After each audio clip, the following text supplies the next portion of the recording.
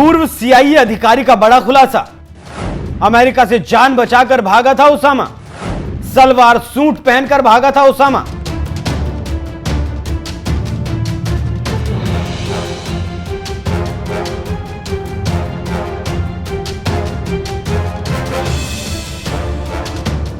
आज की तारीख में कुछ ऐसे मुद्दे हैं विश्व पटल पर जो मीडिया में आते ही सुर्खियां बटोर लेते हैं और जनता इन खबरों को खूब सावधानी से पढ़ती भी है।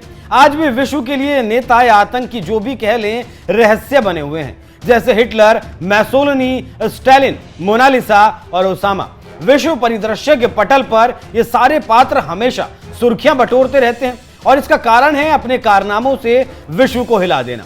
अब उसी कड़ी में दुनिया के दुर्दांत आतंकी जिसने आतंक के इतिहास में अपना नाम दर्ज करा दिया और एक ऐसी घटना को अंजाम दिया जिसे कोई सोच भी नहीं सकता था। जी हां, ओसामा बिन लादेन की बात कर रहे हैं हम, जिसने अमेरिका से बदला लेने के लिए 9/11 की घटना की थी, जिसके बाद इतिहास ही पलट गया और अमेरिका ने अफगानिस्तान पर हमला कर दिया और 20 साल रहा अफगानिस्तान में, लेकिन तालिबान को पीछे नहीं कर सका। बिलियंस डॉलर खर्च करने के बाद भी 10 साल बाद एबटाबाद में ओसामा को रात के अंधेरे में मार गिराया गया।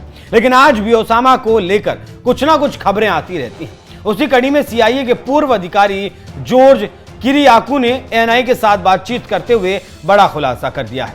ये तो आप जानते ही हैं कि एक पेय पदार्थ बनाने वाली कंपनी है जिसका टैग लाइन है, प्यास सबको लगती है और गला सबका सूखता है, मतलब डर सबको लगता है। और ये बात दुनिया के खतरनाक आतंकी ओसामा बिन लादेन पर भी लागू होती है। जॉन किरियाकू कहते हैं, अफगानिस्तान पर बमबारी शुरू करने से पहले हमने महीने भर से ज्यादा रणनीति बनाई।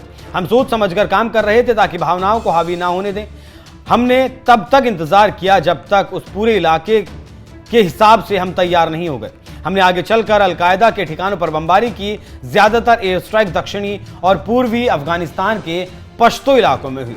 जब बमबारी तेज हुई तो ओसामा रात के अंधेरे में एक महिला के भेष में तोरा बोरा की पहाड़ियों में भागा और पाकिस्तान में शरण। तो आप समझ सकते हैं कि मौत ऐसी चीज है जिससे सबको डर लगता है। मौत के घाट उतारने वाला भी मौत का नाम सुनकर परेशान हो जाता है।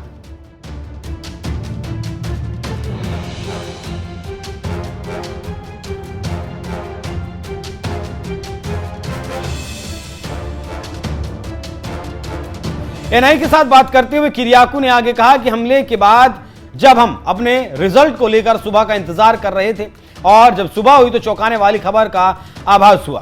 तोरा बोरा में इतनी बमबारी के बाद कोई भी आतंकी सरेंडर करने नहीं आया। फिर हम लोगों ने अंदाजा लगाया कि बमबारी के डर से सभी रातों रात भाग निकले, इसीलिए हमें लड़ाई को पाकिस्तान में ले जाना पड़ा। आप जानते हैं कि अमेरिका में 9/11 आतंकी हमले में 3000 से ज्यादा लोगों की मौत हुई थी।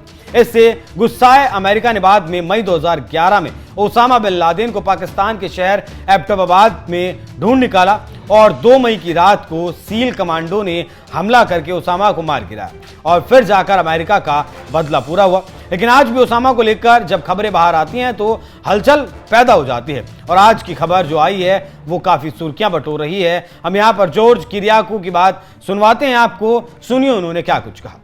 I got a medal, I got a huge award, and then I was denied promotion. And I was shocked, and I shouted at my boss, what do I have to do to get promoted around here? Do I have to catch bin Laden?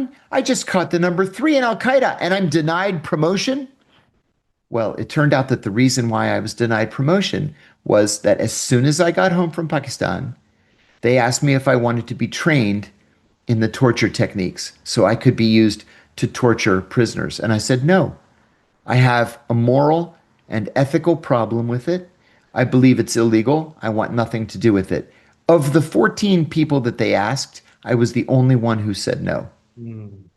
And so the director of the Counterterrorism Center, Jose Rodriguez, a monster, said that I had, his words, displayed a shocking lack of commitment to counterterrorism. So in the meantime, I got the job of a lifetime, and I became the executive assistant to the deputy director for operations. And I said, I was passed over for promotion. He said, what? He said, how? And I said, Jose said that because I wouldn't torture these guys. He said, I'll promote you. And he just signed a promotion. And so I was promoted instantly. So there were those in the Setup.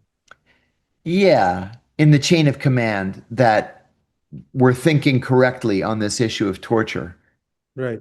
But at the end of the day, they were shunted aside, and a decision was made that torture was going to be an official policy. Right. But you blew the whistle on it. I did. You know, the truth, though, is that I just assumed somebody else would blow the whistle. And so I remained silent. And then I resigned from the CIA in 2004. My resignation was effective in 2005. And still nobody would blow the whistle. And so finally in 2007, a reporter called me. And I decided I was going to do it. I was just going to tell the truth. And so that's what I did. And then one would think that you would be a hero for free speech and blowing the whistle on this. But then the Obama administration, ironically, a campaign that was run on hope and change, and maybe shedding some light and some transparency. Right.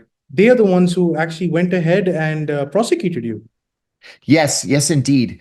For a number of reasons. First of all, it was John Brennan. John Brennan, who at first was the Deputy National Security Advisor for Counterterrorism and then the CIA director in the Obama administration. It was John Brennan who specifically went after me. John and I always hated each other. I've known John Brennan for 35 years. I've always hated the guy. I thought he was in over his head intellectually. Yeah. And he was one of the founders, one of the fathers of the torture program. And so you had a president who had 2 years of experience. Can you imagine that? Just think about that for a moment. He was in the US Senate for 2 years. That was his only qualification to be president of the United States. And so he was very susceptible to the advice and the biases of the people around him. Well, John Brennan was his lead intelligence advisor.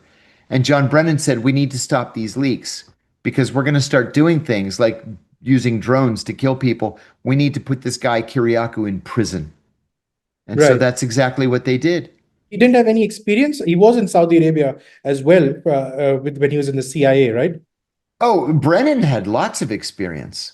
Obama had no experience. Obama was in the Senate for 2 years before he was elected president and had never, ever read a classified CIA document. He had never seen one. Yeah, utterly unprepared to become president. And what led to eventually you spending 24 months in jail? I know I'm fast forwarding a bit, but... That's okay. What they started doing was they knew I hadn't committed espionage. And so the espionage charges were dropped eventually. They waited until I went bankrupt, and then they dropped the charges. But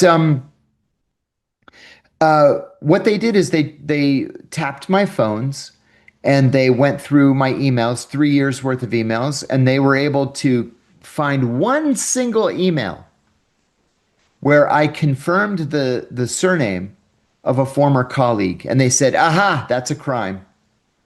And so that's the crime that I pleaded guilty to.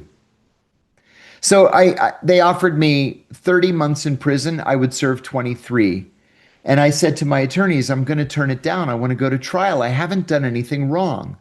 And they said that if I went to trial and I was convicted, it would be a lot longer than 23 months. I said, realistically, how much time am I looking at? If I lose, they told me 12 to 18 years. Yeah. And so I took the deal. Where would they bring the trial, though, in America? Yeah, it was in the Eastern District of Virginia. And this was another thing. This would be a jury in Eastern District of Virginia. Oh, so Washington, D.C. insiders. CIA, Pentagon, FBI, DIA. This is where they live and work. Yes. And so that would have been my jury. So the chances are that you could face conviction. If you've ever heard of, if you've ever heard of O.J. Simpson, yes, he was So I hired O.J. Simpson's jury consultant, Okay. and we got him a security clearance. He went through 10,000 pages of documents. And finally, we had a meeting with all the attorneys. I had 11 lawyers and O.J. Simpson's jury consultant. And he said, if we were in any district in America other than the Eastern District of Virginia, I would say, let's do it. We're going to win. But the Eastern District of Virginia, your jury is going to be CIA, DIA, FBI, Pentagon. He said, you don't have a prayer. Take the deal. And so I took the deal. Now that you're out, you're independent, and you are a commentator of a very renowned commentator who has first-hand experience, does the CIA look at you with some trepidation? Are they happy when you talk about all these things? What's life after prison, after blowing the whistle and talking about your experience? Well, I still have friends inside the CIA, and we've talked about that. The truth is, most of my detractors are either dead or retired, because we're talking about, my actions were 20 years ago. So they're mostly dead or retired. And now that they're retired, nobody pays any attention to what they say. The position inside the CIA has changed about me. A friend of mine told me just a few weeks ago that she was participating in a briefing, a security briefing, and they showed a slide with my picture, and it said, "The insider threat." And she said everybody started booing. Boo, boo. And the instructor said, wait, why? Why is everybody booing? And she said, he's not a threat. He's the whistleblower. We should aspire to be like him. And she said in the next running of the briefing that they had taken the slide out. That's your win, right? I won. It took 20 years. Yeah, but I won. We just celebrated Diwali over here in India, the triumph of good over evil. That's right. This is it right here. That's exactly right. So I'm sure you're now trying to get a pardon. I am, actively. Yes. How's that going? And frankly, Donald Trump is the only president who would have the guts to do it. The rest of them are just in the grasp of the CIA. I have very, very important Republicans who support me. Tucker Carlson, Judge Napolitano, excuse me, Dr. Phil, if you know who Dr. Phil is, and Republican political figures, the governor of Texas, for example. And so I'm told that my file is literally on his desk. It's just a question of whether he signs it or not. And every day I wake up and I say, I hope today's the day.